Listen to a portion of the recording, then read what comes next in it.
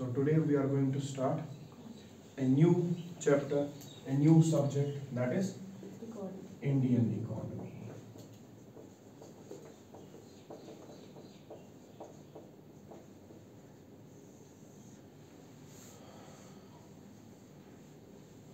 First of all, what is the relevance of this subject with respect to your examination, with respect to your UPSC examination? पढ़े ही क्यों, करना क्या है पढ़ के इसको, ठीक है? Otherwise there are multiple other subjects as well which are not part of UPSC. तो इसको क्यों पढ़ेंगे? Because the main aim, सबसे पहला aim, being a civil servant aspirant is to qualify the examination. The main aim should be to qualify the examination. सबसे पहला aim. In order to fulfill that aim, you learn things. Otherwise, आप कभी भी ये subject नहीं पढ़ोगे. क्यों? किस चीज के लिए?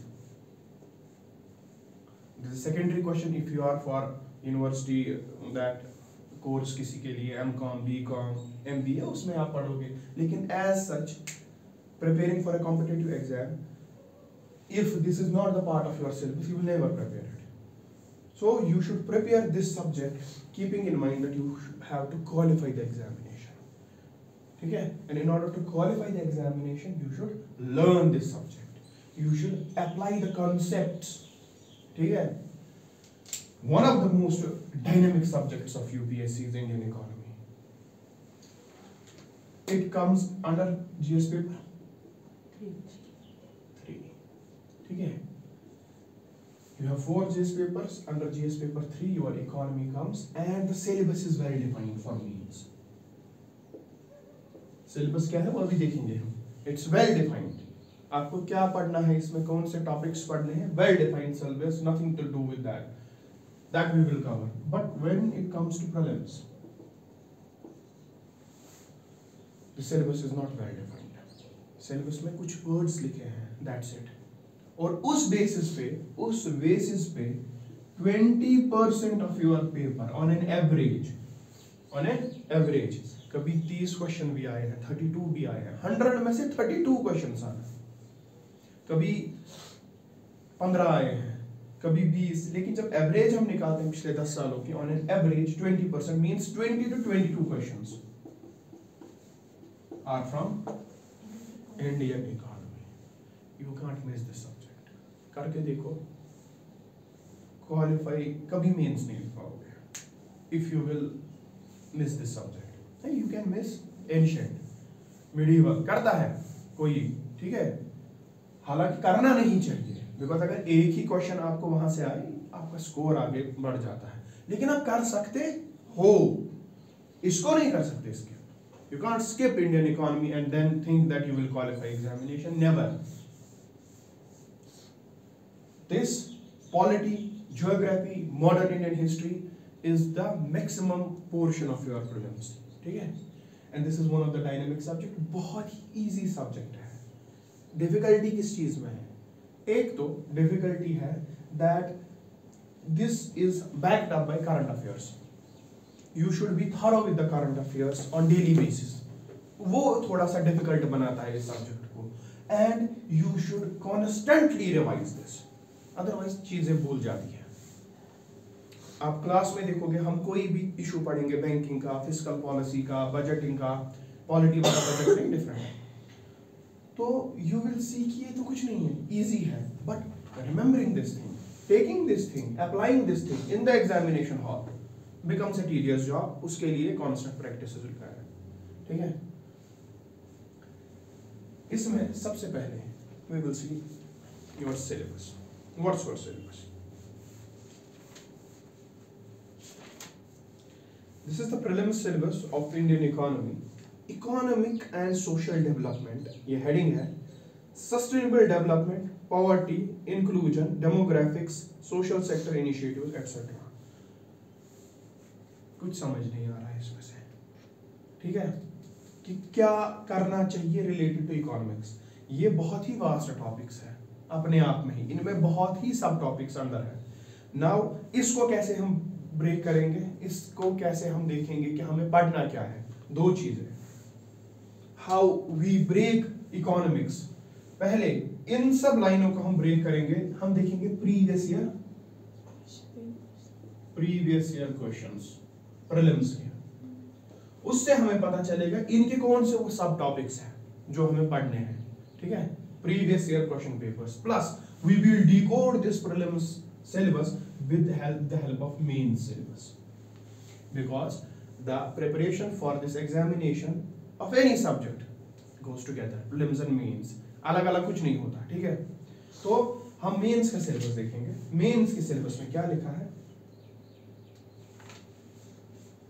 see you have Indian economy and issues relating to planning, mobilization of resources, growth, development and employment, inclusive growth and issues arising from it, government budgeting, major crops, issues related to direct and indirect farm subsidies, ठीक है, MSP, minimum support price, food security, food processing, supply chain, land reforms in India, effects of liberalization on economy, change in industrial policy and their effects on industrial growth, infrastructure, उसमें आएगा आपके ports, roads, railways, सब कुछ, ठीक है, and investment models. What are the different investment models? ठीक है, with the help of this is a defined syllabus. ये पूरी heading है।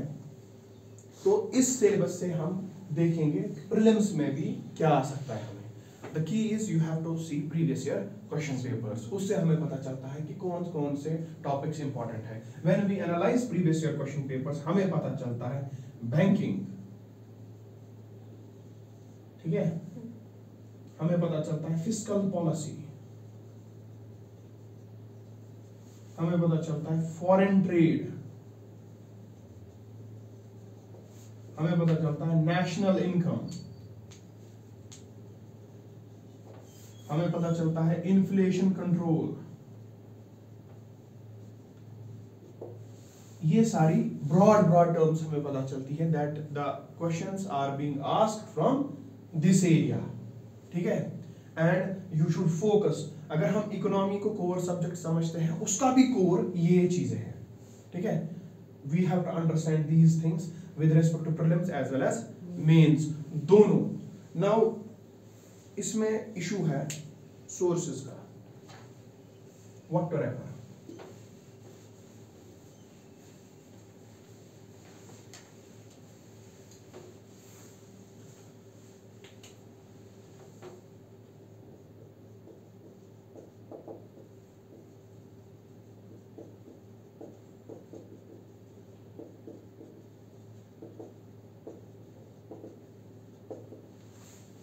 You should refer this book, Indian Economic Development of Class 11th NCERT, full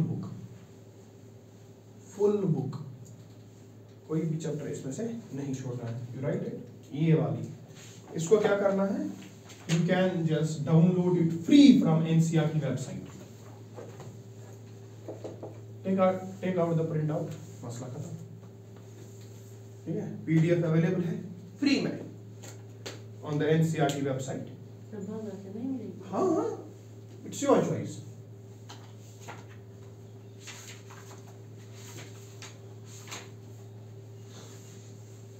ठीक है,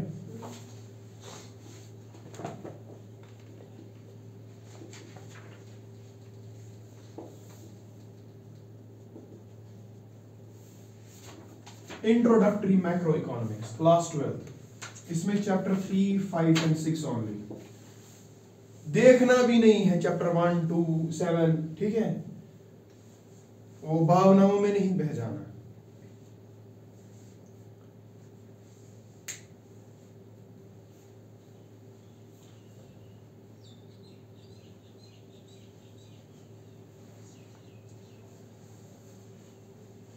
These two books, full book with respect to class 11th and this introductory macroeconomics chapter 3, 5, 6 of class 12 will lay foundation of economics, ठीक है, कि what is economics and what we have to deal in this subject, what is the subject matter of Indian economy, सब कुछ इसमें आपको thoroughly समझ आ जाएगा। इस एनसीईआरटी क्लास 11th है, क्लास 12th है, it means the standard of the book is understandable, ठीक है। 11th 12th के बच्चों के लिए बनी है, तो आपको खुद समझ आएगा इसमें से क्या करना है। Now if you have to go for references, ठीक है, आई नेम सम, इनमें से कोई भी नहीं लानी है। हाँ, once you are done with economy here, you can buy one book out of these references, one book, so that इनमें से आप means कभी भी qualify नहीं कर पाओगे, ठीक है। The subject content you require to write means, ठीक है। The orientation कि क्या किसी का कोट लाना है या कोई statistics कहाँ से उठा के कैसे करना है, ठीक है, वो आपको इन बुक से मिलेगा। But द बेसिक अंडरस्टैंडिंग पहले यहाँ से आएगी, उसके बाद आप इसको पढ़कर यहाँ क्लास में भी आप एलिजिबल हो जाओगे न्यूज़पेपर समझने के लिए, ठीक है, और ये रेफरेंस की कोई बुक समझने के लिए। You should make yourself eligible first, because newspaper is very important with respect to Indian economy and you will not understand anything. References,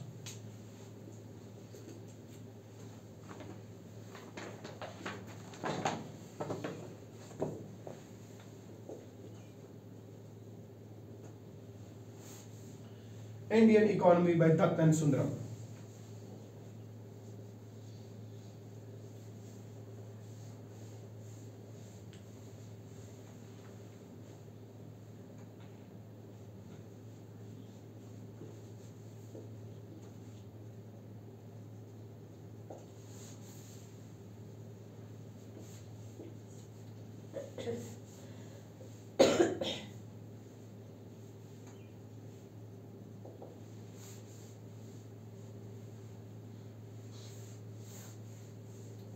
Indian Economy by Dutt and Sundaram, Indian Economy by I.C. Dhingra, Indian Economy by Mishra and Puri. ये वही ये थी।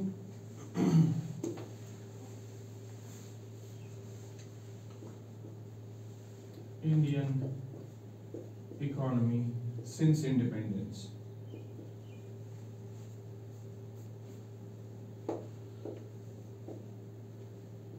Indian economy, work performance and policies. Both are written by Uma Kapila.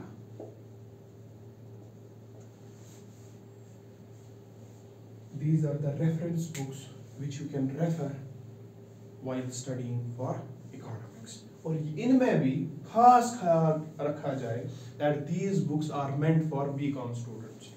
These books are meant for commerce students. इसका मतलब ये है, इसमें हर एक चैप्टर, हर एक lesson is not important for you because you are not a BCom student. You are here to prepare for UPSC. आपको इन books में भी अपने वो चैप्टर्स देखने हैं जो आपको अपने सिलेबस के साथ मिलते हैं, ठीक है। Whatever is in your syllabus, you will read those chapters from these books. Otherwise ये बहुत बड़ी बड़ी बुक्स है, 1000 पेज की, 1200 पेज की, you don't have to see the entire book, okay.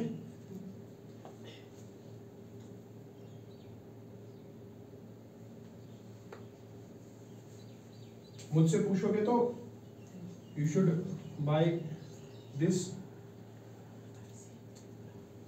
And this, इन दो में से एक, Indian Economy since Independence or Indian Economy by I.C. Dhingra.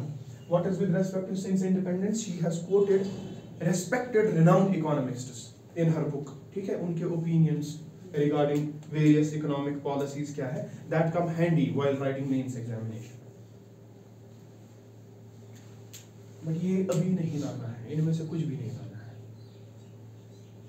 वो क्लास 11 अभी क्लास 11th की इंडियन इकोनॉमिक डेवलपमेंट और क्लास 12th की एनसीईआरटी, उसमें chapter 3, 5 and 6, you don't have to go beyond that. उसमें क्या है, and class notes plus newspapers, धीरे धीरे वो आप पढ़ोगे इसके रिलेटेड, ठीक है। ये हो गया with respect to traditional books. What about current affairs? This economy is not only subjected to these traditional books. NCERT में क्या है, रेफरेंसेस में क्या है, you should supplement this with current affairs also. तो करंट अफेयर्स के लिए क्या है,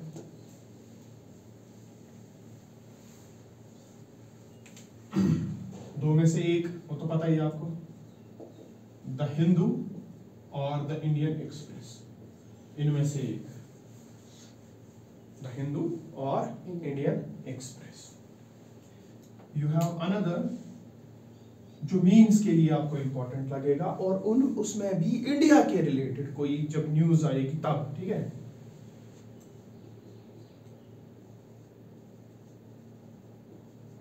द इकोनॉमिस्ट, ये यूएसए का है, द इकोनॉमिस्ट, ये पब्लिश करता है आर्टिकल्स, बेस्ट आर्टिकल्स, मगर हमारे किसी काम के नहीं है जब तक कि हमारे सिलेबस के साथ वो कोइंसाइड ना हो जाए, ठीक है।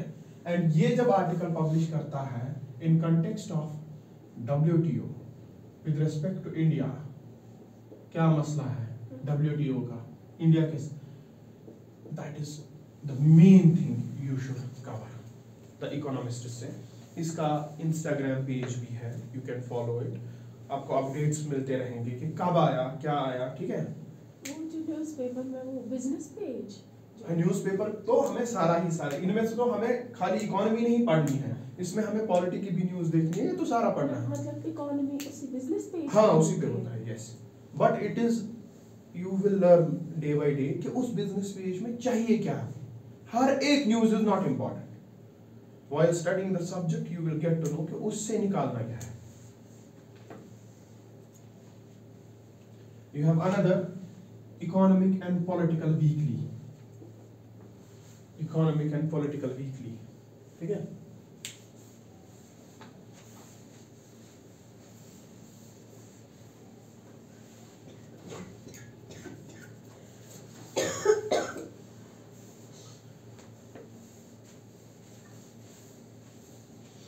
And the most important thing is this, ठीक है, इकोनॉमिक सर्वे। ये होता है बजट के एक दिन पहले, government of India produce it, ठीक है, publishes it, everything is done by government of India, official document है। नो नो नो, ये सारा नहीं पढ़ना है, दिस इज इकोनॉमिक सर्वे। इसमें हम देखेंगे आगे आगे, अभी हमने स्टार्ट भी नहीं किया है, हमें खुद पता चलेगा इसमें भी हमें क्या इंपॉर्टेंट है, लेकिन बहुत ही इंपॉर्टेंट है, you can't skip it. With respect two means in particular, अगर आपको मार्क्स मैं बताता हूँ 250 मार्क्स है जीएस पेपर 3 के, ठीक है, 100 to 125 marks will come from economy, फिर उसमें बाकी बचेगा जो भी होगा, you have science and tech there, you have internal security there, ठीक है, यू हैव एनवायरनमेंट देयर, बाकी सब कुछ उसमें डिस्ट्रीब्यूट होगा। 100 से 125 विल कम फ्रॉम इकोनॉमी। ये आप इसमें से 100 क्वेश्चंस को अच्छे से टैकल कर पाओगे, मतलब 100 मार्क्स, सॉरी 100 मार्क्स को अच्छे से टैकल कर पाओगे when you are well versed with the economic survey. I will show you practical examples यही है।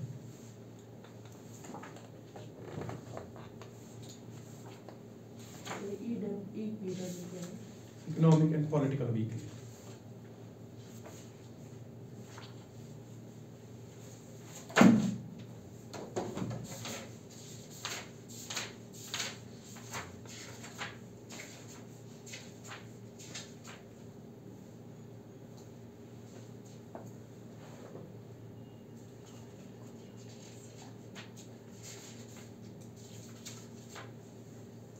See, this economic survey contains mostly about COVID crisis.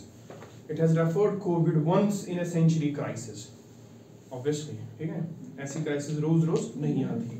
तो इसका बेसिस, इसकी ग्राफ्स, इसका डेटा, क्या हुआ पूरी इकोनॉमी, हमने कैसे इसको टैकल की, यही आपसे पूछते हैं। This is the subject matter of your means paper. If you will see, this only is asked. India's humane policy response, short term, question में होता है ना वो ब्रेकअप करके, what are India's short term responses for COVID-19 policy, this is, अब ये सारा नहीं लिखना है ना, इसकी जिस्ट, इसमें से प्रीलिम्स के क्वेश्चंस आते हैं। आप अब दिस इज द ग्राफ, ठीक है, दिस ग्राफ, इसको स्टेटमेंट वाइज प्रीलिम्स में लिखते हैं, इस ग्राफ को, इस ग्राफ को, इस ग्राफ को, एज द केस में भी statement wise it is written in prelims, लेकिन ये एक क्वेश्चन होता है ऐसा, otherwise everything will come from this, ये ऐसा एक क्वेश्चन होता है, लेकिन होता जरूर है प्रीलिम्स में भी। अब ग्राफ्स को स्टेटमेंट वाइज लिखना and then they will ask you which of the following statement is correct और इनकरेक्ट।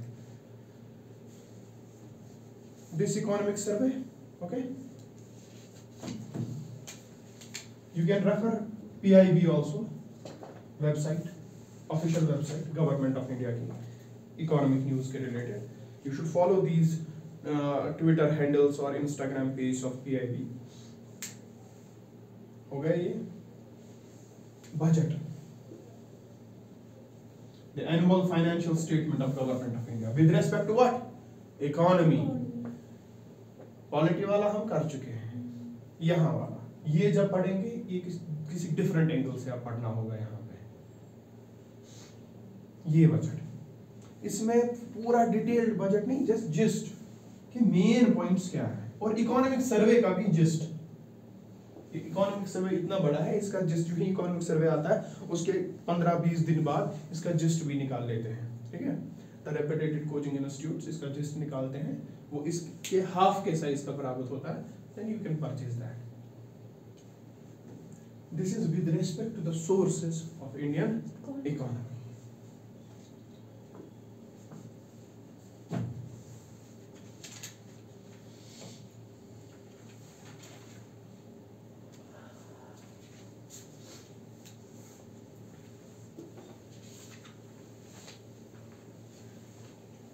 बहुत ही वास्ट सब्जेक्ट है, it means you have to stick to the syllabus always. Always stick to the syllabus with respect to economy.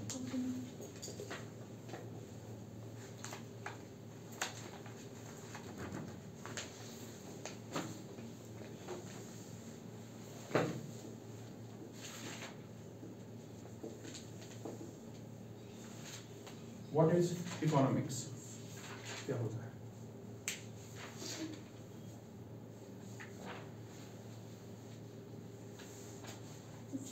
Where goods and services are sold, purchased, yeah. Brought to our country as a teacher. मैं आपको technical definition भी देता हूँ, उसकी समझाऊंगा भी, layman definition भी देता हूँ, ठीक है। Layman definition is, layman definition, not technical अभी,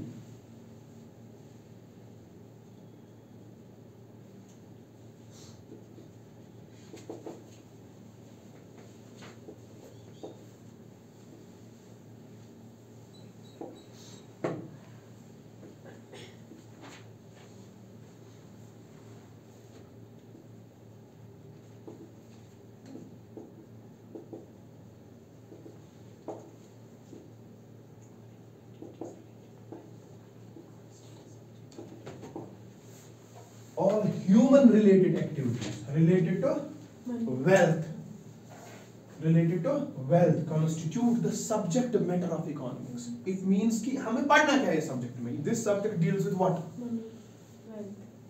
important चीज, ऐसे नहीं पढ़ते हैं, सीखो पढ़ना, important चीज, human activity, nothing to do with non-human activities, वो कहीं और पैराडाइम में है, इकोनॉमिक्स के पैराडाइम में नहीं है।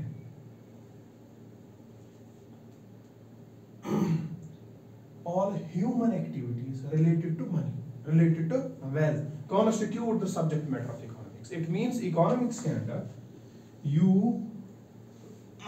study what, human beings की activities which are related to money, not related to social political things like caste, religion, belief, worship. उसके लिए सब्जेक्ट मैटर अलग है, वो इंडियन सोसाइटी का पार्ट है, सोशल जस्टिस का पार्ट है, पॉलिटी का पार्ट है। but human activities related to wealth is the part of subject known as economics. And economics is the science, is the and art. Science and art. I will tell you the difference between the two. Science and art of the decision making.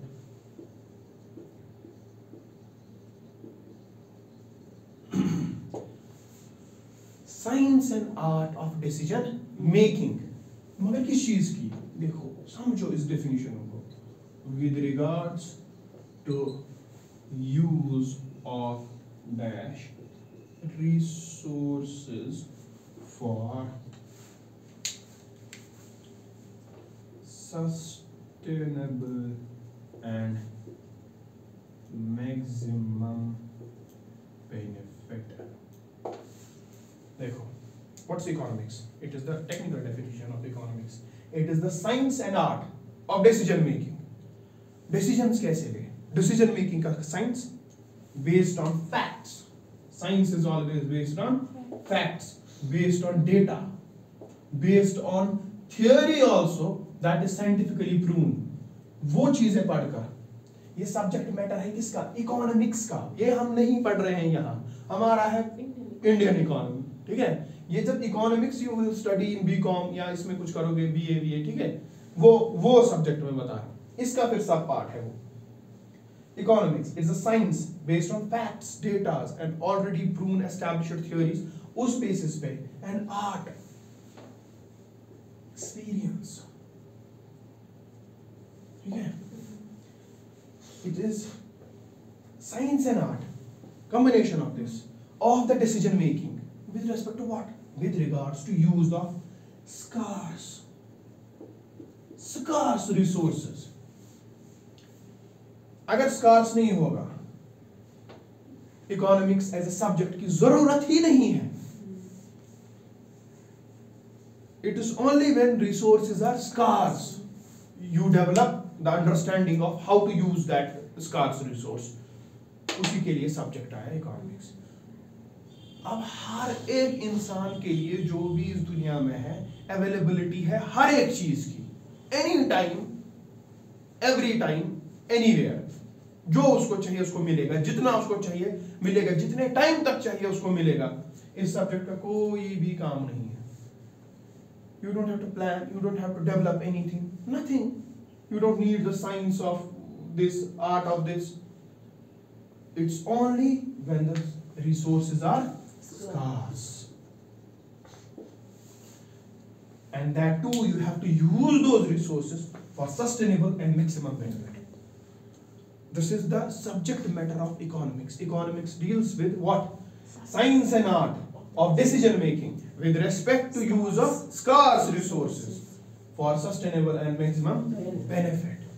ठीक है? This is economics. Now what is economy?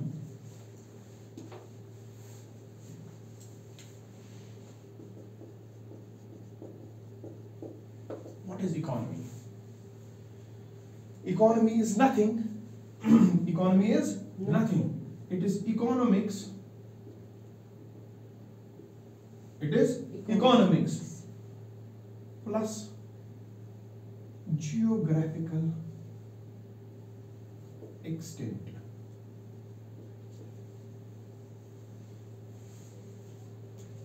It is nothing. It is economics plus geographical extent. It means you are studying the science and art of decision making with regards to use of scarce resources for sustainable and maximum benefit with respect to a defined area. This is general. ठीक है, this is general. क्या करना चाहिए अगर ऐसा ऐसा होगा, ये है, ये सारा प्लस जियोग्राफिकल एक्सटेंट प्लस हम कर क्या रहे हैं, how to distribute resources. Budget है, पैसे है, गवर्नमेंट की स्कीम है, उसी के लिए बजट आता है, फिस्कल पॉलिसी बनती है, मॉनेटरी पॉलिसी आरबीआई बनाता है. तो कैसे मदद करते हैं हम इस रिसोर्स एलोकेशन में. ठीक है, in a defined boundary. Economy is nothing but economics with geographical extent. When it is studied with keeping in mind geographical extent, it is economy. American economy, keeping in mind the territorial jurisdiction of America. Chinese economy, Indian economy, Saudi Arabian economy. Ab economics is the general subject and principle lying behind everything. ठीक है? उसकी policies, उसकी theories are giving backup, push to every study. When you combine economics with geographical extent, it becomes economy. And what is economics? It is the science and art of decision making with respect to the use of scarce resources for sustainable and maximum benefit. In layman term, you can say all human activities related to wealth is the subject matter of economics. यहाँ तक की definition समझ आए? And the difference between the two, you write economics. मैं उस time बता दूंगा आपको कि यहाँ से हमारा सिलेबस स्टार्ट हुआ. This is important. अभी we are just making the base. ठीक है? Economics. यही है definition. इसको लिखो. Is the science and art. Is the science and art of decision making. Of decision making. Is the science and art of decision making. Regarding the use of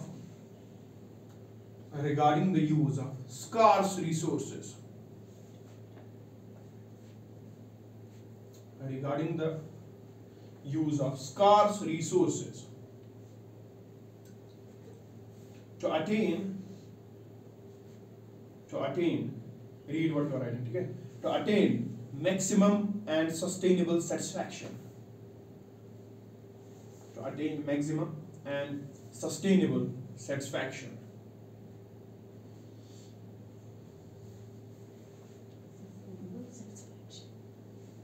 Full stop. It includes theories and principles. ये universal होते हैं. ठीक है? It includes theories and principles. As how do human beings make decisions?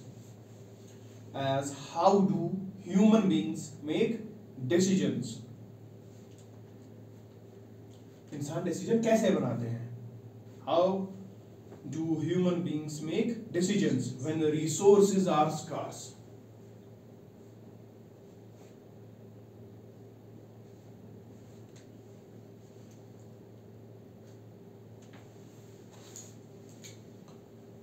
You write economy.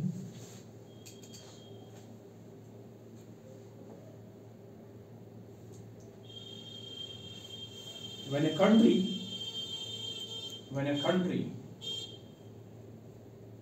or geographical region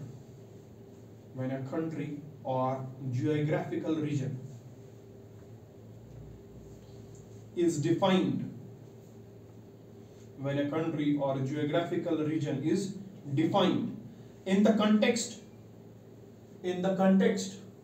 of its economic activities.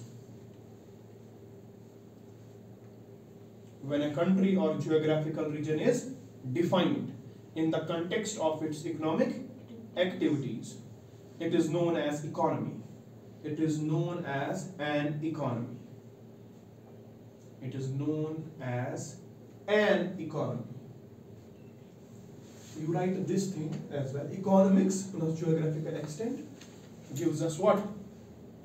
Plus how to distribute the resources. इसको हम ऐसे भी लिख सकते हैं practical applications. ठीक है? Practical applications. ये तीन आप बनाओगे.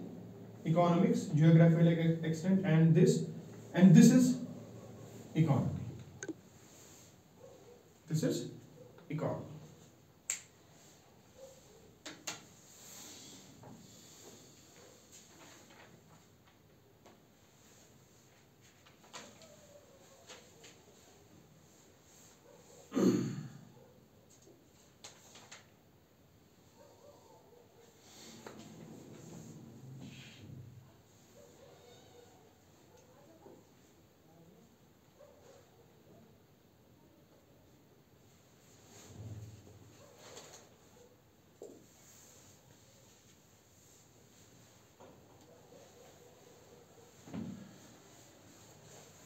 लिखा है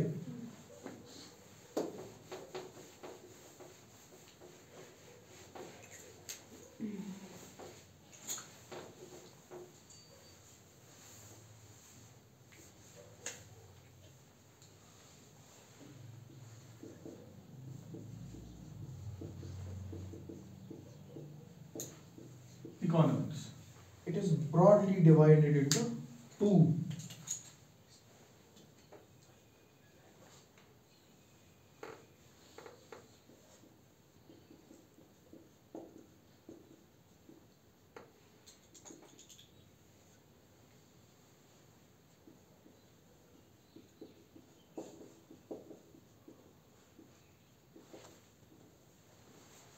Microeconomics and macroeconomics, studying the income prospects and activities of an individual, more or less, ठीक है, of an individual constitutes the subject matter of microeconomics, and all of them, their economic activity put together constitute the subject matter of macroeconomics, and this macroeconomics is in our syllabus. ये हमारे syllabus में नहीं है, ठीक है. We have to study Indian economy with respect to the domain of macroeconomics. अभी हमने कहा economics plus geographical extent gives us economy. उस economics में micro बाहर, macroeconomics plus geographical extent is the subject domain of Indian economy. समझ आ रहा है कुछ? इसमें क्या है, इसमें क्या है, सेकेंडरी है, फिर भी लिखते हैं, ठीक है. यू राइट ऐसे. इसमें क्या आता है, what is the subject matter of macro economics. हमें लेकिन ये सब्जेक्ट मैटर पढ़ना नहीं है, हमें इसकी प्रैक्टिकल एप्लीकेशन देखनी है. अगर आपका economics as an optional subject होगा then you have to study this, ठीक है. मैक्रो इकोनॉमिक्स में theory of income and employment, हाँ, theory of income and employment, theory of income and employment, ये हमारी इनकम और एम्प्लॉयमेंट को पढ़ने का बेसिस है, लेकिन हमें ये थियोरी नहीं पढ़नी. This is the subject matter of economics as an optional subject. Second, theory of general price level and inflation, इसी में theory of general price level and inflation.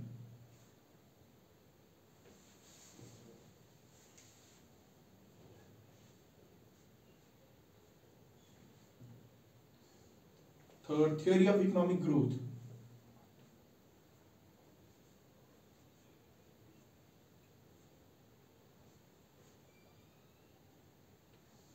Fourth, theory of distribution.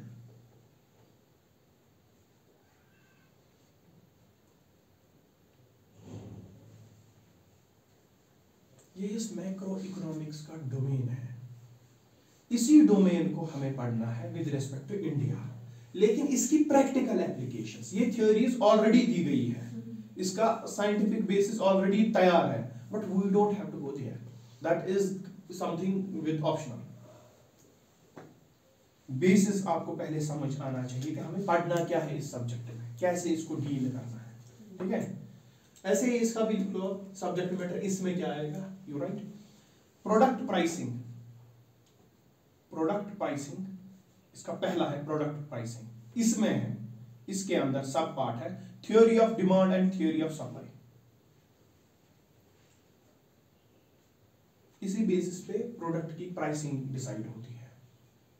Demand and supply, theory of demand and supply. Second है इसका product pricing के बाद factor pricing.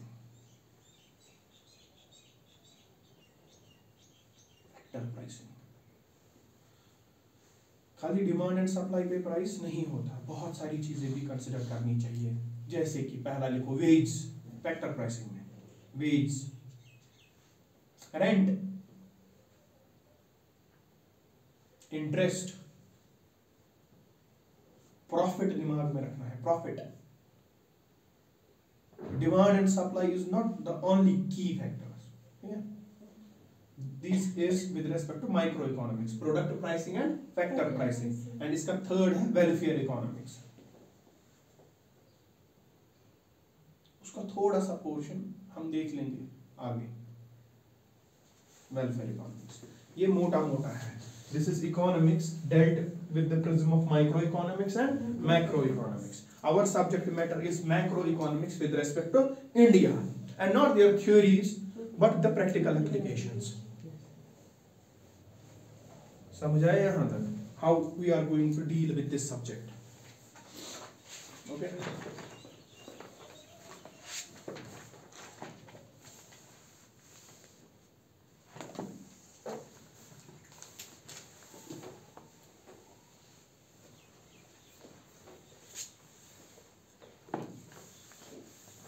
Economics as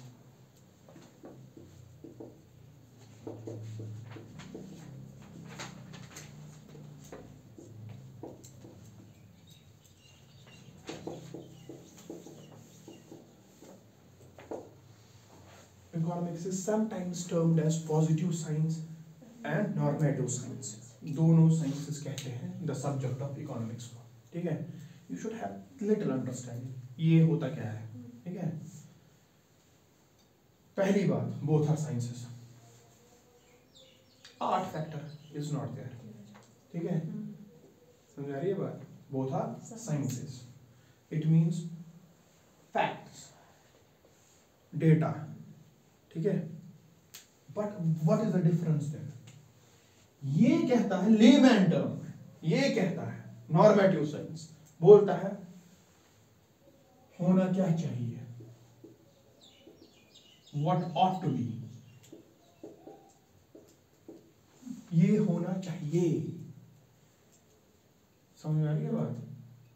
और ये होना चाहिए उसको हम कैसे अचीव करेंगे? ये आपको कहता है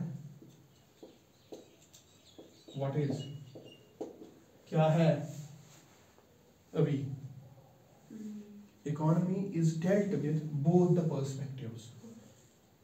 एक तो इसको देखते हैं हम क्या है अभी, what is the present situation based on data, based on facts, based on the information received. And there is another perspective, क्या होना चाहिए. ठीक है? This deals with cause and effect.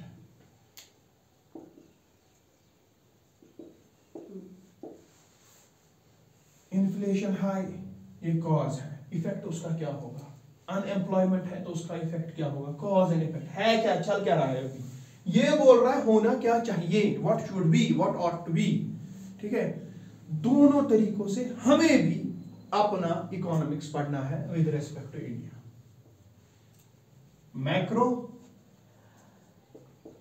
With respect to India, keeping positive and normative both the things in mind.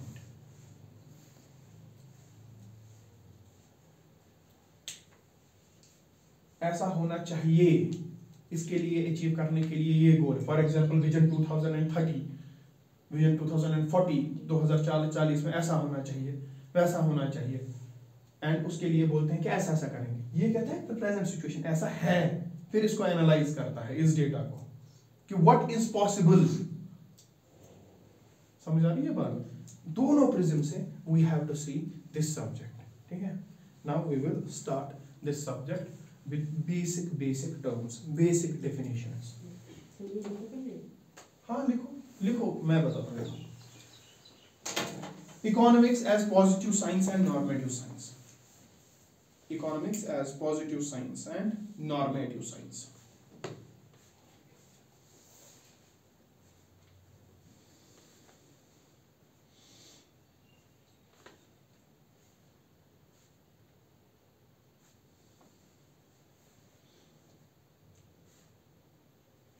इसमें लिखो positive science.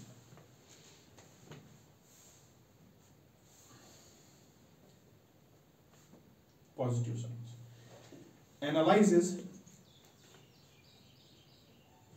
analyzes a problem on the basis of facts. Analyzes a problem on the basis of facts and examines its causes. And examines its causes. It is concerned with how and why. It is concerned with how and why.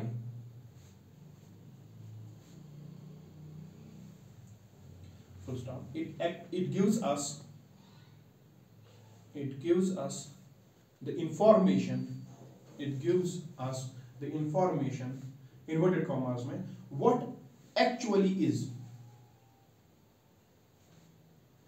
What actually is. समझ आ रहा है? Normative science.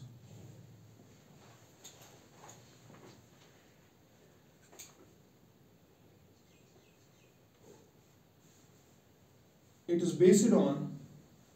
based on what ought to be, inverted commas में, what ought to be or what should be. What ought to be or what should be.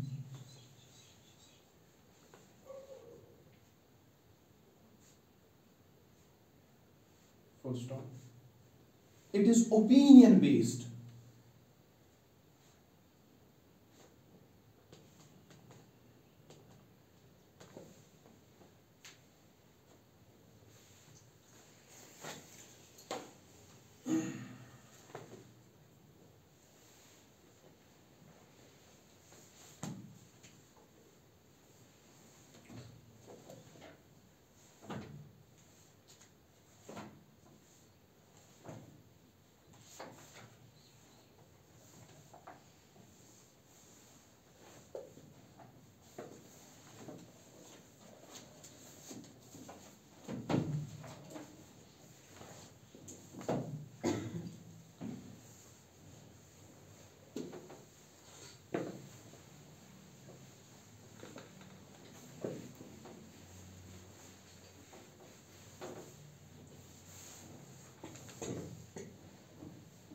इसमें हम पढ़ेंगे the first topic which we will study is national income.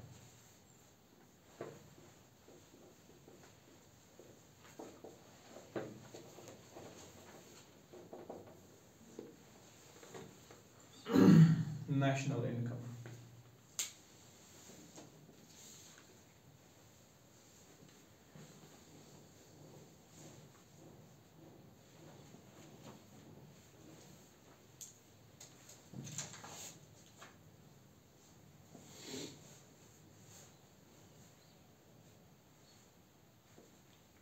National income.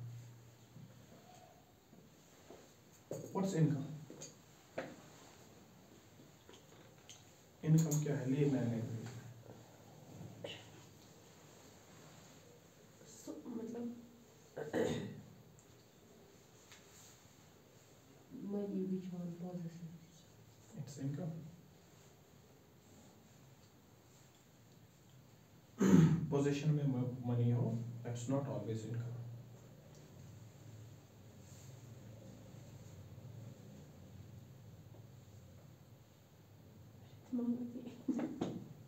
Money. Simple terms है, इसमें तो कुछ है ही नहीं.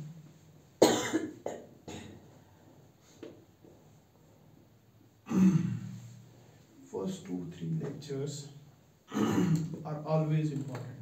ज़्यादा किस subject? इसी subject. Not with respect to polity, not with respect to any other subject, because of this subject only. ठीक है? ये है income. Income is earning. Earnings. When a company, a business, short में, when a business sells goods and services, इसके compensation में इसको जो money या revenue मिलेगा, that's its income. When a business or an establishment in the lieu of goods and services receive money or generate revenue. That is the income for that business. Or for an individual, the compensation for his labor. The compensation for his labor. I'm a doctor. ये labor वो मजदूर खाली नहीं है, मजदूर, ठीक है? I'm a doctor. I am providing my services, and based on those services मुझे क्या मिलता है? Salary. That is my income. In compensation of my labor. Compensate किया जाता है मुझे.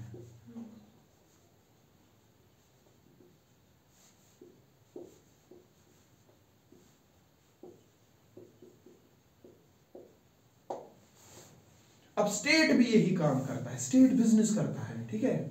Government of India does businesses. When government of India delivers goods and services, बहुत सारा वेलफेयर मेजर में भी जाता है, लेकिन जो प्रॉफिटेबल है वहां से जो वो कमाता है, ठीक है, government of India, that becomes the revenue part of government of India, income of government of India. तब हम खाली गवर्नमेंट ऑफ इंडिया की बात करेंगे. गवर्नमेंट ऑफ इंडिया की भी अपनी इनकम है, पर्सनल इनकम है लोगों की, वो भी है, प्राइवेट कॉर्पोरेशंस है, वो भी है, या कोई और एंटिटी है, जो भी वो कमा रहे हैं, ठीक है, when they are providing goods and services, they are having that monetary value, उसको income कहेंगे. They in turn receive what? Money, and that money is known as their income. And whatever you are giving as an individual as service, and in compensation of that service, you are receiving monetary value, that's your income. ठीक है? This is income. What is the subject matter of this chapter? National income. This income on national level. समझ आ रहा है कुछ? इसका मतलब था दो वर्ड्स का, अभी हम इसमें गए ही नहीं. National income. Income at national level. National level पे it will encompass everything. Government of India, personal income, cooperation, everything. सबका income हम देखेंगे national level पे कितना है. बात समझ आ रही है?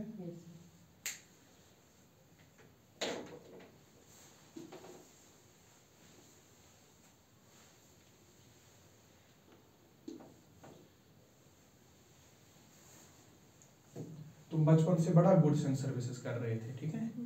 वो ये goods and services, what is a good and what is a service? Goods tangible है और सर्विस इंटेंजिबल. अच्छा, इतना ही है? हाँ, ये सही है. Goods are tangible, services are intangible.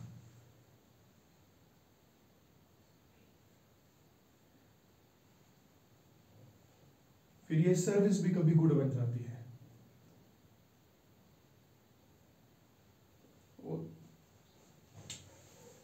और क्या है? और आप बताओ इसमें difference.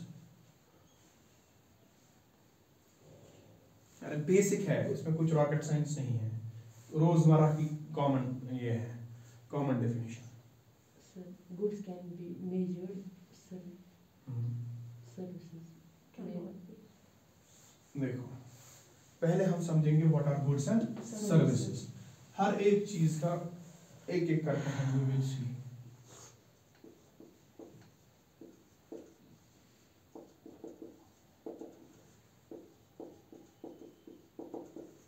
What are the characteristics of goods? हम किस चीज को गुड कहेंगे? Anything that is tangible, जिसको हम छू सकते हैं, जिसको हम हाथ में लेकर हम बता सकते हैं कि that this is the entity, ठीक है? This is the good. Tangible. Second, has physical dimensions. Has physical dimensions. Length, breadth, height, whatever. ठीक है?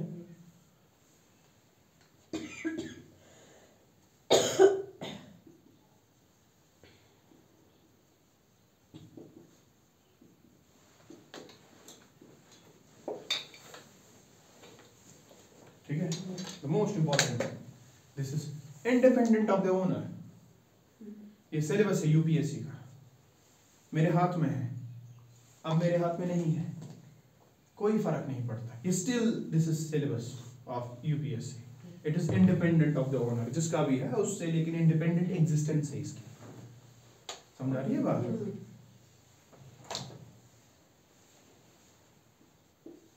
Anything else? एक होता है स्पून फीडिंग, दूसरा होता है खुद सोचो। ये सब कुछ सोचने वाली चीज ही नहीं है, they are day to day affairs, हर दिन होने वाली चीजें।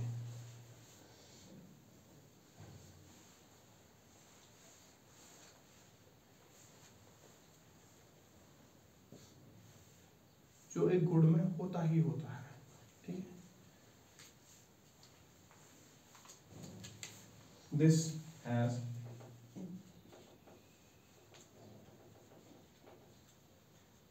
ठीक है,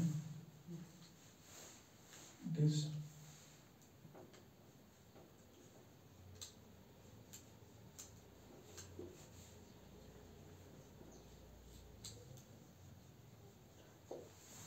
मैं आपको बेच रहा हूँ, आप मुझे पैसे दोगे, this has a monetary value, ठीक है?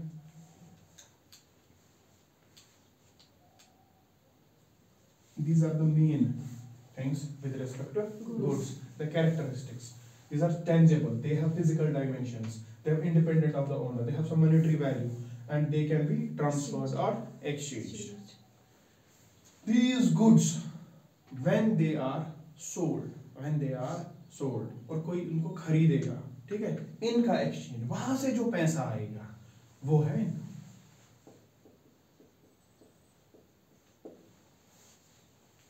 ठीक है, उसके बाद है सर्विसेज, ये लिखो,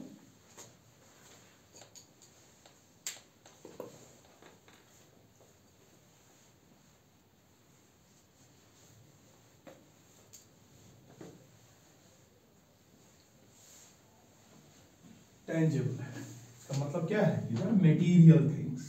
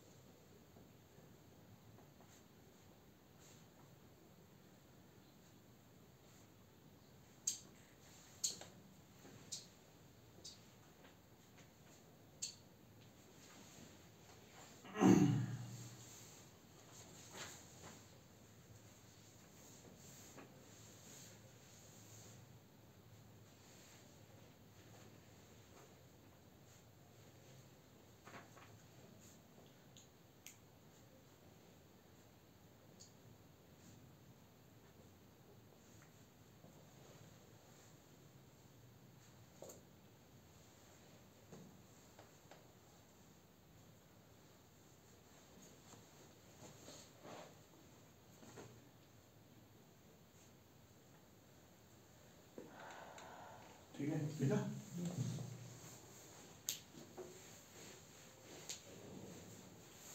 What are services?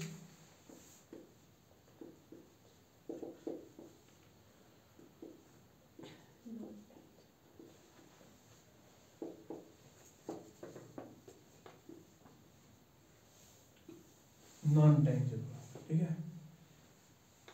You are here, I am teaching you, I am providing you the service, I am teaching you. You can't have that physical dimensions of my teaching. ठीक है? You can't touch it, you can't hold it. This is not a material object. This is a service I am giving you. समझ आ रही है बात? Service, non-tangible. Second, this is inseparable from the owner.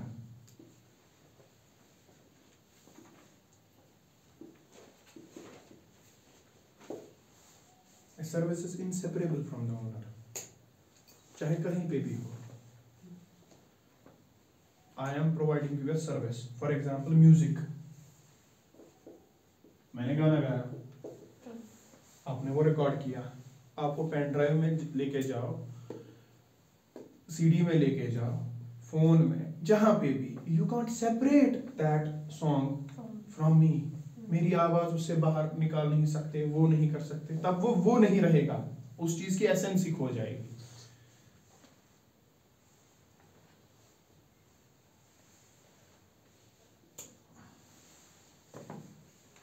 FIFA world cup is going on, ठीक है, FIFA world cup is going on and कल शाम का match है, you will go there, you will enjoy the match. उसके लिए आपको क्या करना पड़ेगा, टिकट बाई करनी पड़ेगी, है कि नहीं?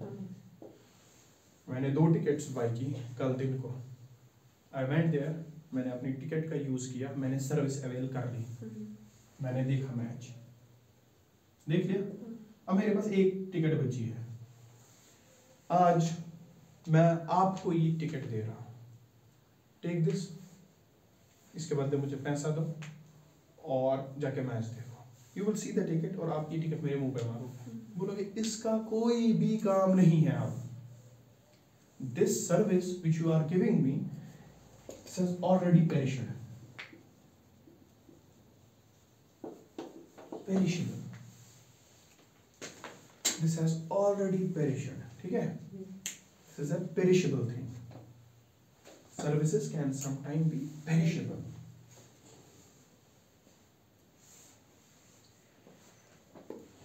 और उसका कोई मॉनेटरी वैल्यू तब नहीं होगा, आप फ्री में नहीं लोगे वो टिकट, करना क्या है उस टिकट का, पैसों की तो बात ही नहीं है, वहां से कुछ दोगे। इट मीन्स सर्विस में इंपॉर्टेंट फैक्टर है टाइम का,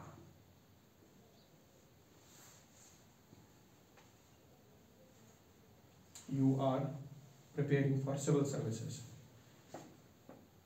आप यहां आते हो, मैं आपको सर्व करता हूं, ठीक है, आई एम टीचिंग यू, इस साल आज के 5 साल बाद भी मैं पढ़ाऊंगा, यही पढ़ाऊंगा, आपके लिए वो बेनिफिशियल नहीं है, सब्जेक्ट मैटर इज इंटैक्ट, जो अलग ऑडियंस तब होगी उसके लिए ये बहुत ही इंपॉर्टेंट है, आपके लिए ये बिल्कुल भी इंपॉर्टेंट नहीं है आज के 5 साल के बाद। Time factor is important with respect to services, आपके लिए सिलेबस है, इंपॉर्टेंट है, आपके लिए आज के 5 साल बाद इंपॉर्टेंट नहीं रहेगा, but you can sell it, ले लो, अगर ये 100 रुपए का मार्केट में है, मुझे 50 ही दे दो, लो, बट सर्विस का ऐसा कुछ नहीं होने वाला, सर्विस तब ही वैल्यूएबल है जब वो उस लिमिटेड टाइम में आपको प्रोवाइड की जाए। This is the main difference between goods and services, and इसी goods and services को बाई करना, सेल करना, वहां से इनकम आना, एक पर्सनल लेवल पे इंडिविजुअल बाई करता है, सेल करता है, अपनी पर्सनल सर्विसेज प्रोवाइड करता है, उससे क्या इनकम होती है, उन सब इनकम का aggregate within a national territory is the national income, और national income we measure, what is the need of measuring national income, करते ही क्यों है मेजर, करना क्या है इसको मेजर करके,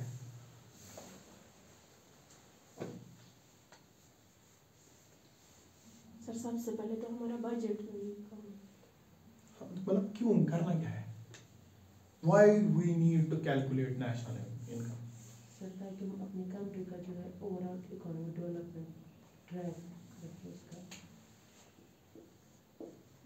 you should be able to track the economic progress of your country,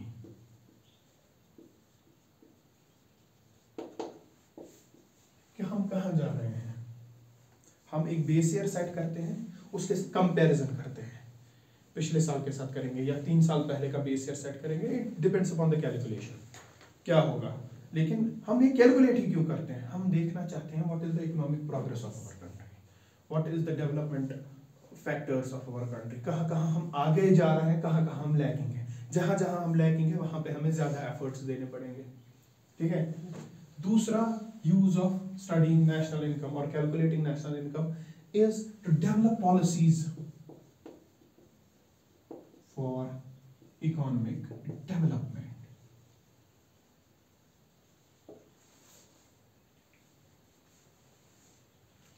हमें इशू लगता है इकोनॉमी के किसी भी सेक्टर में, फॉर एग्जांपल टूरिज्म में, बाकी हर एक जगह वी आर गुड, टूरिज्म में we are lacking, so we will focus on tourism. If we are good in shipping, हम वहाँ पे फोकस नहीं करेंगे, we will maintain that. We have to see किस एरिया पे हमें पॉलिसी चाहिए, और उसको इम्प्लीमेंट कराना है, ताकि we will uplift that area, will bring that area at par with other areas for the economic development policies which have to frame. इसी पॉलिसी में आपका बजट आता है, कैसे क्या इकोनॉमिक डेवलपमेंट के लिए क्या होगा, और भी दूसरे मैटर्स आते हैं, वी विल स्टडी देम आगे। और क्या रीजन है इकोनॉमिक नेशनल इनकम को मेजर करने का?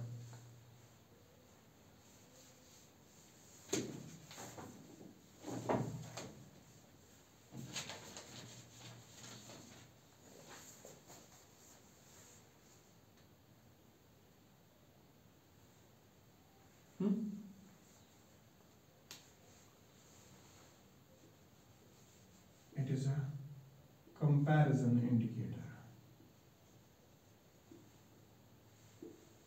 We are going to compare our country with other countries and see कि हम उनसे बेटर है कि या वो हमसे बेटर। उससे क्या फायदा मिलेगा? उससे ये फायदा मिलेगा, हम जहाँ पे लैग करते हैं, कोई ना कोई कंट्री तो बेटर होगी हमसे। We can borrow that model, borrow that idea, borrow that policy, और उसको चेंज कर सकते हैं अपनी जियोग्राफिकल मतलब नीड्स के मुताबिक, थोड़ा सा चेंज करेंगे and we will implement that. Already done scientific research उस फील्ड में, वी कैन सीधे borrow and we can uplift our section. जो भी हमारी इकोनॉमी का सेक्शन होगा, कंपैरिजन करके जो वीक सेक्शन है उसको अपलिफ्ट करेंगे, जो उस सेक्शन में सबसे ज्यादा मतलब अहमियत रखता है दूसरी इकोनॉमीज में। Track your economic progress, policies for economic development, and comparison indicator. These are the main three things for which we study or we measure national income. ठीक है? लिखना ही है? लिखो। लिखो। मैं बताता हूँ क्या लिखो। लिखो national income. You're right.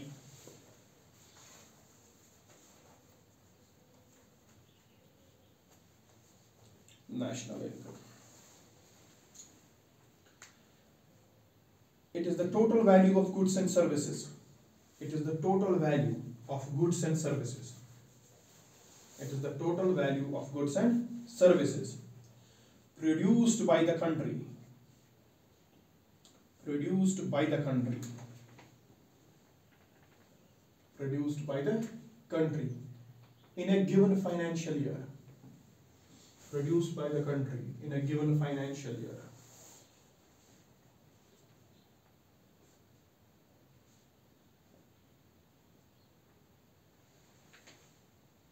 ठीक है? First, national income reflects the growth in the country.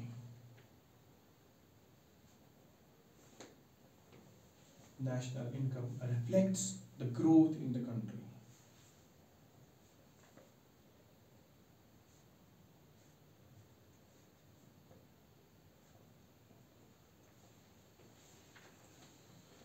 Full stop. The national income data helps in economic and policy formulation.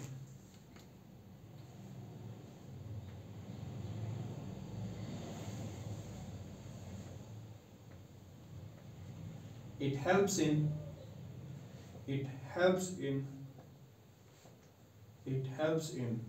formulating fiscal policy,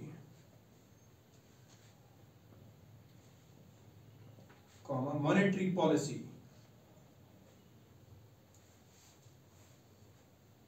and foreign trade policy. ये तीनों हमें पढ़ने हैं, लेकिन आगे fiscal policy, monetary policy, and foreign trade policy.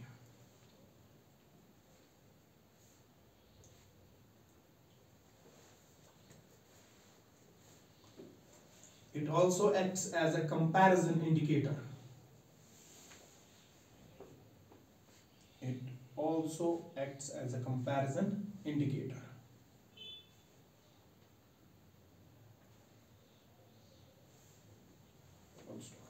national income is the most important concept of macroeconomics. National income is the most important concept of macroeconomics. मैंने कहा ना मैक्रो में एग्रीगेट आता है सारा. Is the concept of macroeconomics.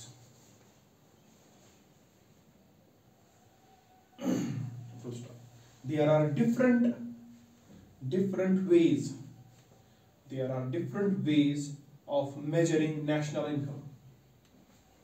There are different ways of measuring national income. There are different ways of measuring national income. Each giving more importance. Each giving more importance to certain criteria.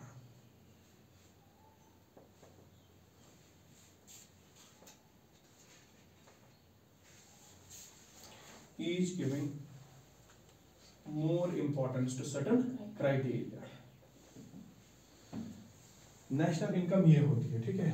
Now there are different ways of measuring national income. How you measure it? कोई indicator national income का कहता है, मैं ज्यादा focus करूंगा किस पे? Geography पे. समझो इस बात को, ठीक है? क्या कहता है? While counting national income, I will keep in mind the geography. ठीक है, हम आपको जियोग्राफी के हिसाब से पढ़ेंगे. रखो, बैठो आप साइड में. दूसरा बोलता है sir, I will study national income with respect to a different criteria, that is citizenship. That is citizenship. ये बोलता है ज्योग्राफी भी somewhat I will keep in mind, लेकिन मेरा प्राइम फोकस होगा citizenship. ये कहता है हाँ citizenship भी थोड़ा सा मैं दिमाग में रखूंगा, but prime focus is geography. तो हम दोनों से कैलकुलेट करते हैं, इससे भी और इससे भी, और फिर हमें इनसे अलग अलग चीजें देखने को मिलती है, अलग अलग हेल्प मिलती है हमें, ठीक है, in order to frame our economic policies. National income को कैलकुलेट करने के डिफरेंट तरीके हैं, and based upon criteria which are more important in a term of national income, we define it differently. कहीं पे ज्योग्राफी इंपॉर्टेंट है, कहीं पे सिटीजनशिप इंपॉर्टेंट है, कहीं पे दोनों इंपॉर्टेंट है, कहीं पे इन्फ्लेशन बोलता है मैं दिमाग में रखूंगा, कहीं पे बोलता है नहीं मैं नहीं रखूंगा इन्फ्लेशन को दिमाग में, ठीक है. तो इसी हिसाब से national income is measured. And we will see the first instrument of measuring national income, that is GDP, gross domestic product. GDP. This is one of the indicator of measuring national income. ये किसी criteria को दिमाग में रखता है और उसी पे फोकस करता है ज्यादा, ठीक है. किस क्राइटेरिया को दिमाग में रखता है? ज्योग्राफी. ये ज्योग्राफी को रखता है.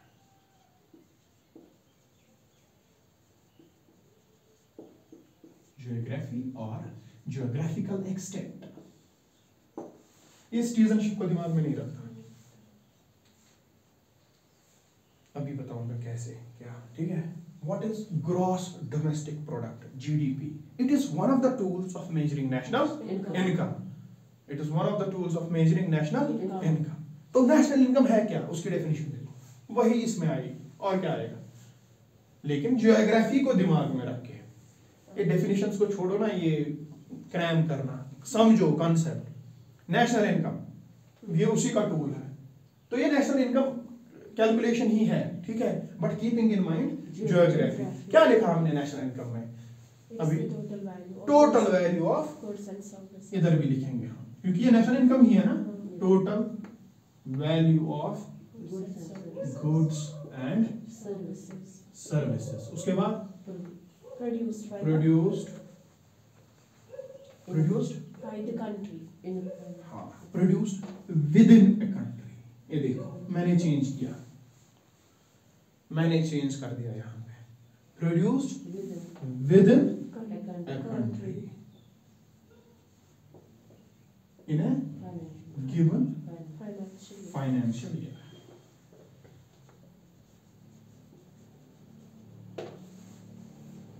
This is GDP.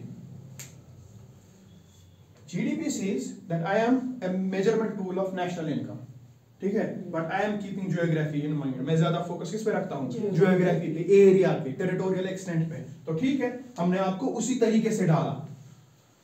Total value of goods and services produced within a country.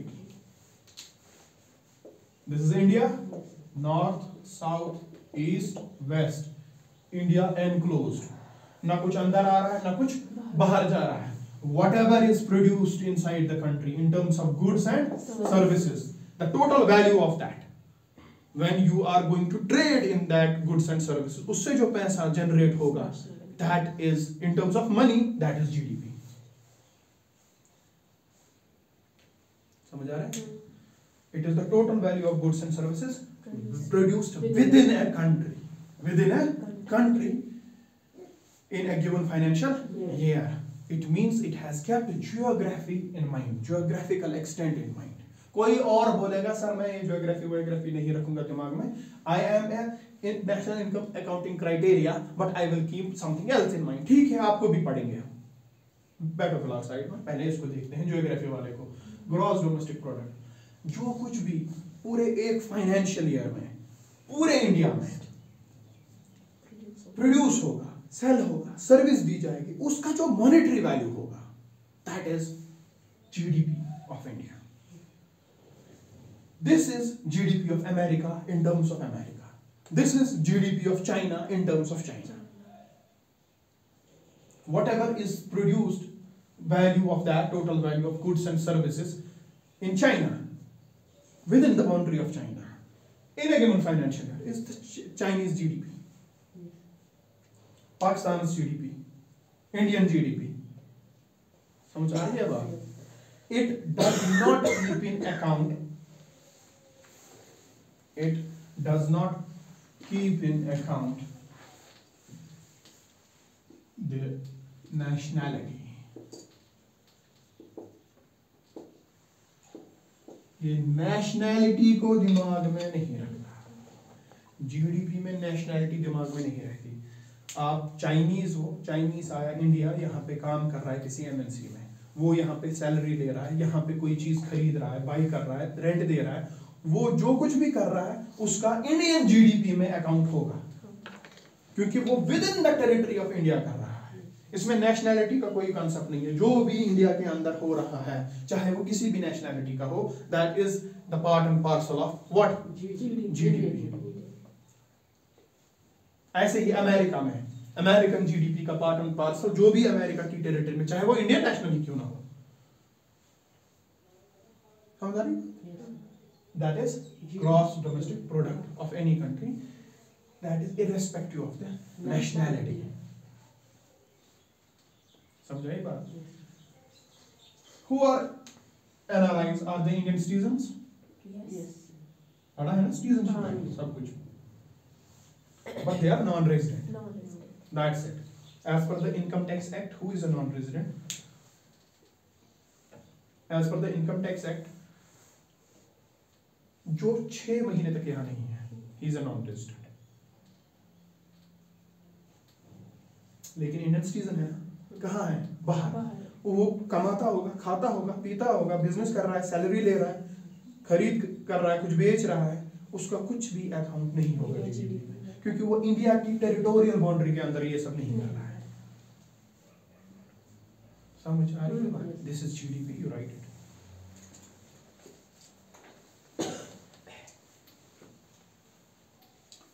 Gross domestic product, GDP. It is the total market value. It is the total market value of final goods and services. It is the total market value of final goods and services produced within the country. Produced within the country. Within is important.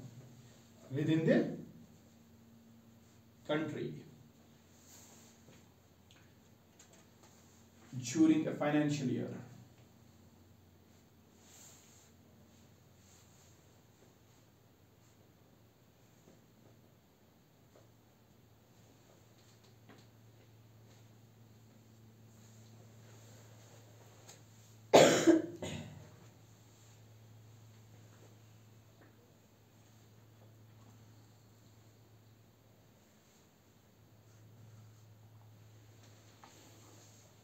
ठीक है, Yes.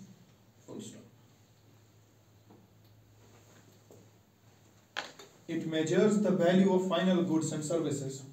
It measures the value of final goods and services.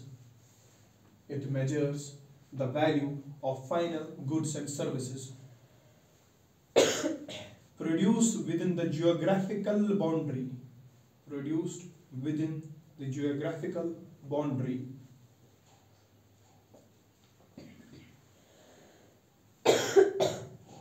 Produced within the geographical boundary, regardless of the nationality. Regardless of the nationality.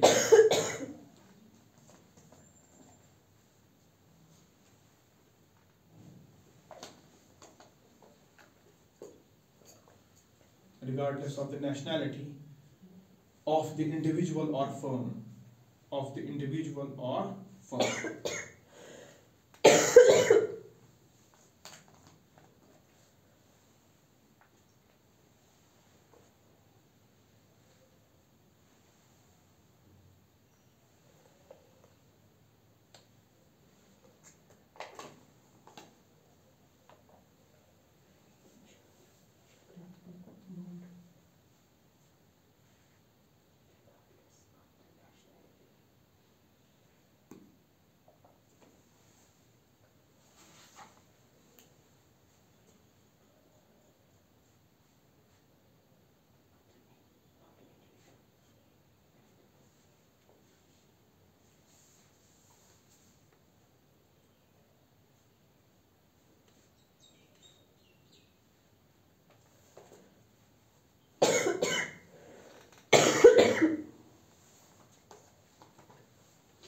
ठीक है, this is GDP. This is GDP. इसमें बहुत सारे concept हैं, धीरे धीरे आएंगे आगे आगे. This is GDP. एक और चीज है,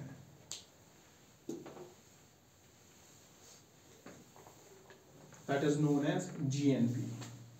That is known as GNP.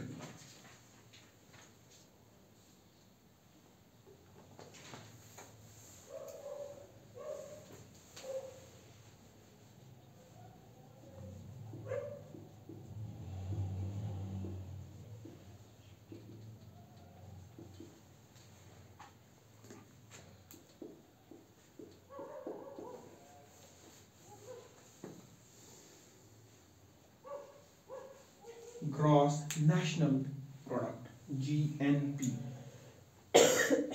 हमें फिर से आना है वापस जीडीपी पे, फिर हम देखेंगे फैक्टर कॉस्ट, मार्केट प्राइस पे क्या है, ठीक है.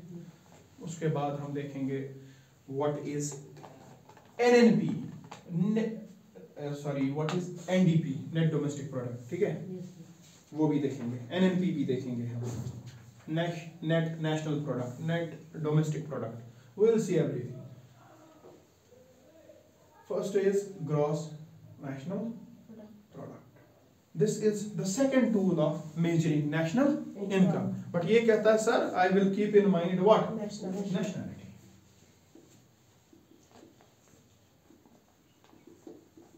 Irrespective of their geographical location.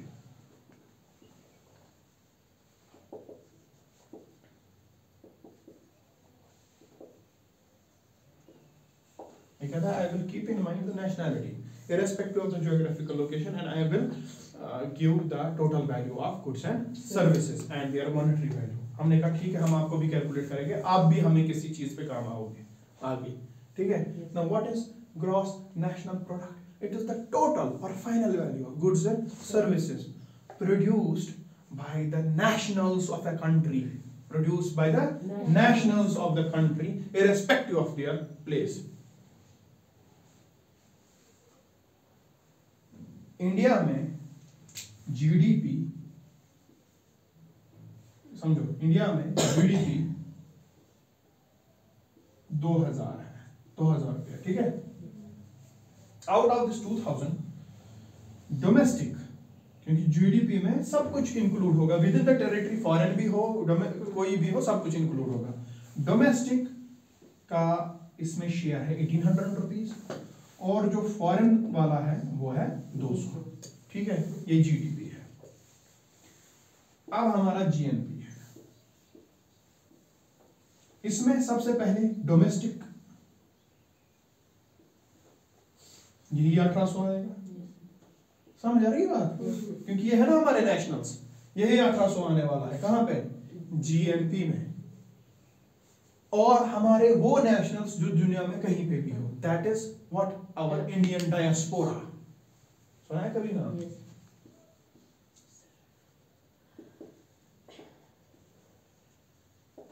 Indian diaspora,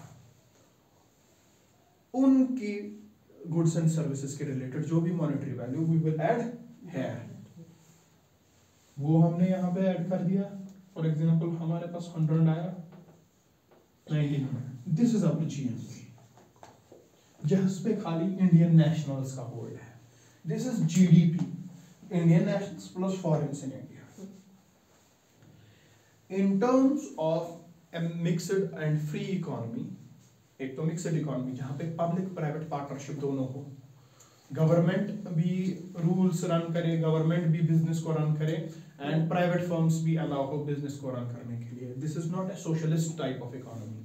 mixed economy में सोशलिस्ट भी है थोड़ा सा एलिमेंट, गवर्नमेंट का भी है, कैपिटलिस्ट मॉडल भी है, ठीक है, प्राइवेट भी है, that's mixed. And free economy, free, जो हमने एलपीजी रिफॉर्म्स के बाद अपनी इकोनॉमी को फ्री किया, मल्टीनेशनल कंपनीज आई यहाँ पे, इन्वेस्टमेंट मॉडल्स, एफडीआई, एफपीआई, सब कुछ होने लगा।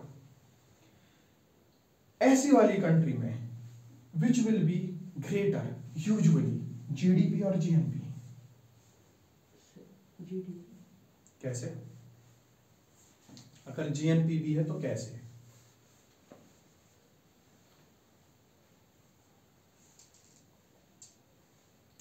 In terms of India, GDP is greater or GNP is greater? Sir मुझे लगता है जीडीपी, क्योंकि है ना यहाँ पे मिक्स्ड इकोनॉमी है, that means both social and capital. तो यहाँ पे है ना कि मतलब फॉरेनर्स आर अलाउड कि यहाँ पे आए और बिजनेस करे, है ना, उससे भी income. Have you not learned the largest diaspora in the world is Indian diaspora? Indian diaspora. तो इनका हम अकाउंट करते हैं फिर जीएनपी में, ये ज्यादा है ये अब कैसे वो हो गया?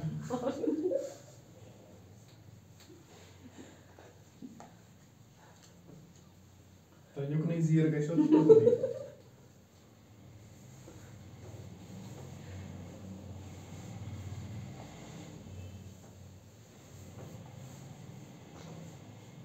देखो,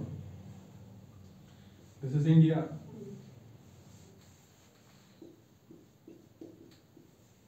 to 200+ countries are in the world, लगभग, ठीक है, 200 countries minimum, 200+। Every country with a little bit variation is allowed to invest in India, ठीक है। ये 200 कंट्रीज के इंडिविजुअल्स यहाँ आ सकते हैं, इनकी फर्म्स यहाँ आ सकती है, यहाँ पे मार्केट क्या, ये they will do what, goods and services की सेल एंड परचेज यहाँ पे। अब इसके बाद दूसरा है, दिस इज इंडिया। इंडिया के 200+ कंट्रीज में लोग जा रहे हैं, वो वहां कमा रहे हैं और वो ऐड हो रहा है हमारे जीएनपी में, यहाँ पे सारा ऐड हो रहा है जीडीपी में। It is common sense GDP will be more irrespective of the diaspora, because the firms, the individuals from 200+ nations are investing, are working here, इनका amount बहुत ज़्यादा है as compared to Indians working outside।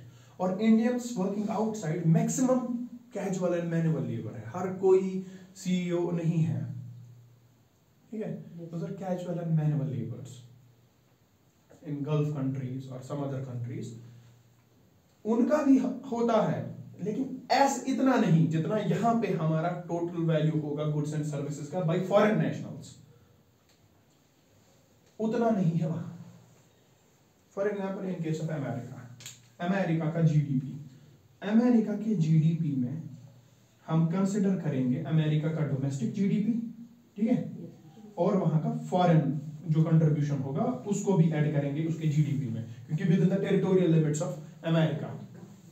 वहां पे America के अपनी है GM Motors car manufacturer, तो वो जो प्रोड्यूस कर रहे हैं उसका भी गुड्स एंड सर्विसेज का सारा पैसा इसके जीडीपी में ऐड होगा। और जो फॉरेन है, ठीक है, the largest sales car sales जो अमेरिका में है वो है होंडा और टोयोटा की। होंडा एंड ये जापान की है। इसका मतलब होंडा और टोयोटा की जो गुड्स एंड सर्विसेज की सेल है वो उसके जीडीपी में ऐड होगी, लेकिन जीएनपी में ऐड नहीं होगी। वो जीएनपी के ऐड होगी कहां पे? जापान के। तुम लोग को समझ आ रहा है? ऐसे ही अमेरिका में खाली ये ऐसा नहीं है मसला, दुनिया की हर एक कंट्री, हर एक एमएनसी बिजनेस करना चाहती है वहां।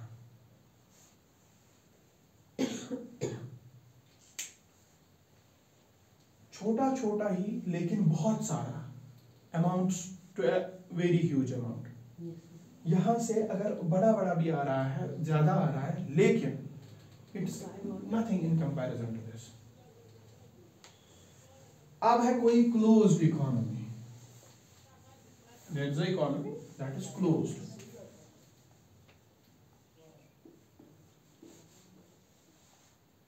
ये कंट्री है, नए किसी के साथ ट्रेड करते हैं बाहर, नए किसी को करने देते हैं अपनी कंट्री में, इसका जीडीपी कम नहीं इक्वल होगा।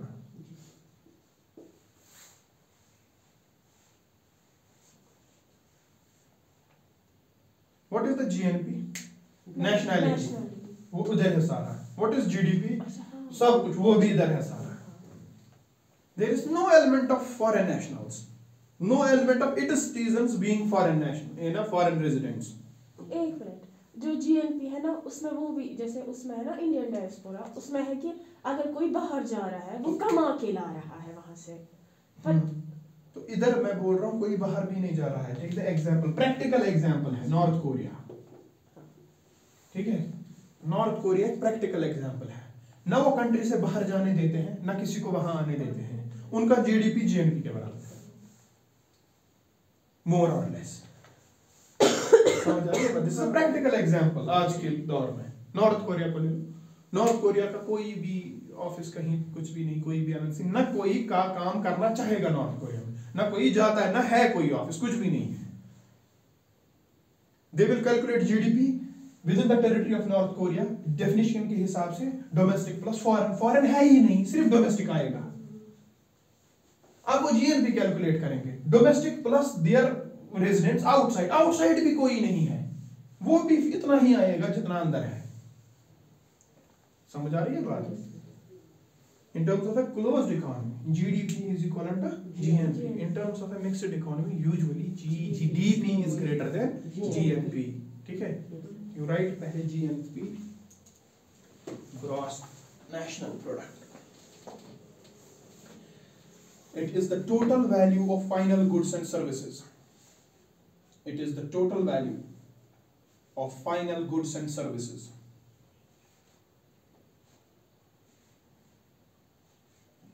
Produced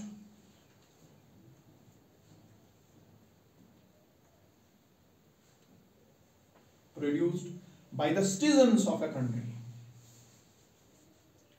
by the citizens of a country,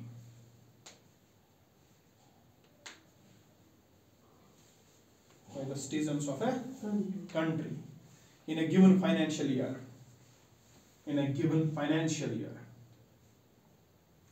irrespective of their location, irrespective of their location. Are you understanding this? By the citizens in a given financial year, citizen कहीं पे भी होगा irrespective of its location. Full stop. It refers to the output of Indian citizens.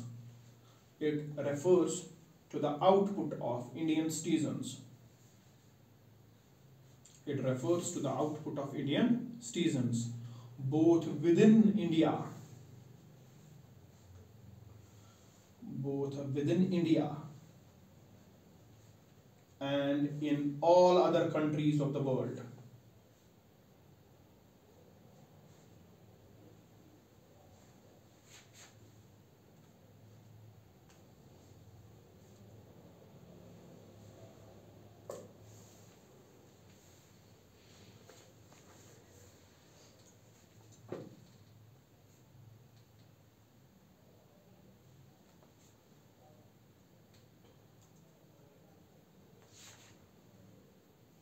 ठीक है? In other words, ये statement prelims में हो सकता है, जो मैं अदर वर्ड का बोल, ये यही है जो ऊपर इंग्लिश लिखा आपने, लेकिन ये थोड़ा टेक्निकल अब है, ठीक है? In other words, GDP, MP, छोटा सा MP, स्मॉल लेटर्स में MP, market price, GDP eight market price, GDP MP,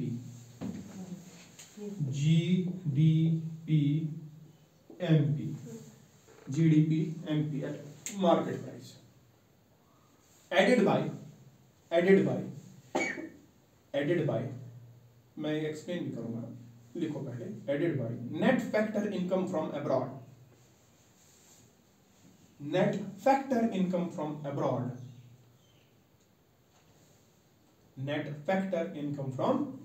abroad gives gross national product, gives gross national product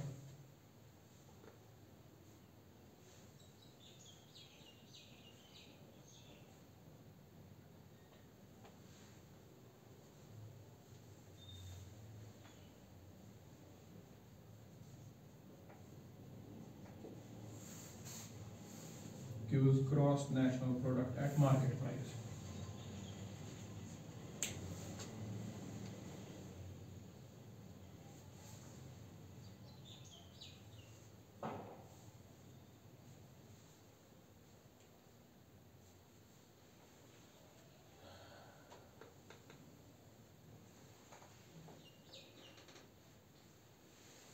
ठीक है? ये जो नेट फैक्टर है ना, इसमें टेक्निकलिटी है, क्योंकि इस जीडीपी में हमें निकालने हैं बाहर जो फॉरेन नेशनल्स की इनकम है, क्योंकि जीएनपी में काउंट क्या होगा, इंडियन नेशनल्स की, एक तो बाहर से और खाली इंडिया में।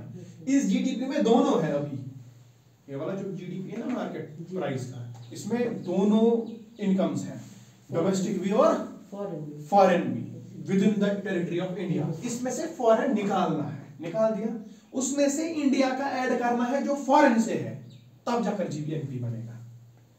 समझ आ रही है बात? Simple math.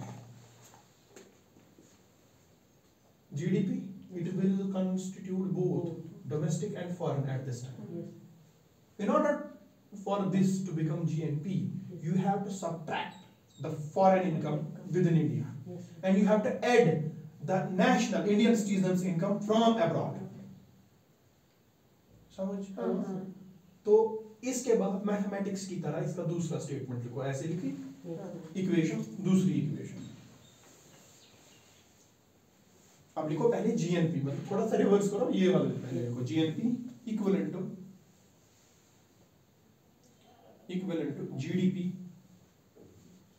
GDP plus bracket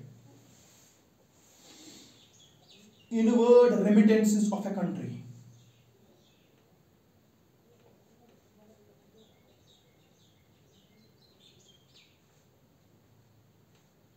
inward remittances of a country, ठीक है? ये मैथमेटिक्स है, सिंपल मैथमेटिक्स है। inward remittances of a country minus, bracket में, हाँ ब्रैकेट में minus outward remittances from the country,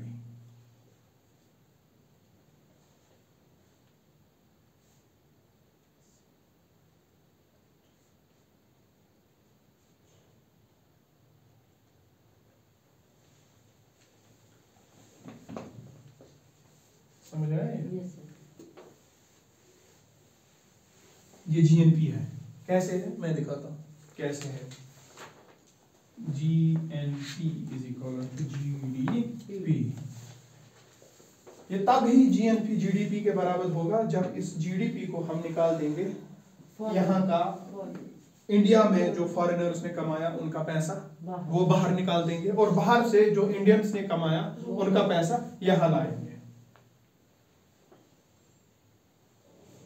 outward remittances, जो यहाँ कमाया वो बाहर के नेशनल्स ने उनको बाहर भेजो, ठीक है। जो वहां से बाहर आया हमारा रेमिटेंस, रेमिटेंस का मतलब ये वो हमारा इंडियन नेशनल भेज रहा है, ठीक है, वो बाहर ये अंदर, ये जीएनपी के बराबर।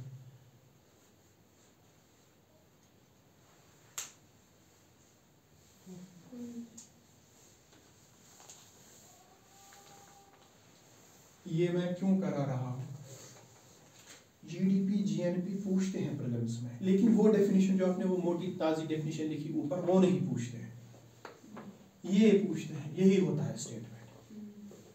अब स्टेटमेंट चेंज करके देंगे, पहले देंगे इनवर्ड रेमिटेंसेस, ये ना सॉरी इनवर्ड रेमिटेंसेस पहले है माइनस आउटवर्ड रेमिटेंसेस, इसको चेंज करके आउटवर्ड इनवर्ड, या GDP is equal to GNP plus बाकी सारी यही सेम। ये नहीं, ये गलत है, इंग्लिश में लिखा होगा, ऐसे नहीं लिखा होगा। आपको उस इंग्लिश को ब्रेक करना है into the formula then and there, और देखना है कि शायद सही कि ना, then that statement is correct. It is GNP equal to GDP when वहां का आप रेमिटेंस निकालोगे, यहां जिसने कमाया उसकी रेमिटेंस उसके घर भेजोगे, यहाँ के लोगों ने बाहर जो कमाया उसकी रेमिटेंस यहाँ भेजोगे, तो वो जीएनपी बन जाएगा।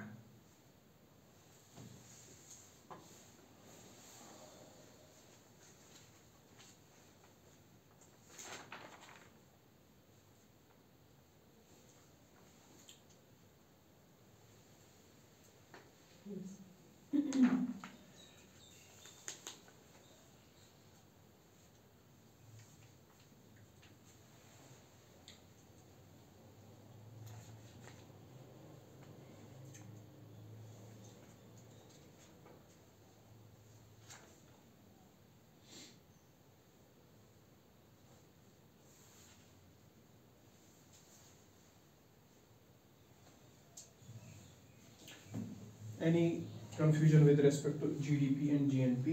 बेसिक है। अभी इसकी टेक्निकलिटी में हम गए, उसके बाद हमारे पास है NNPP, ठीक है, net national product, NDP net domestic product, फिर उसमें भी देखेंगे उनकी रिलेशंस विद GDP VDP क्या है, उनकी भी अलग से फॉर्मूला बनेगी, उसका भी इंग्लिश ट्रांसलेशन होगा।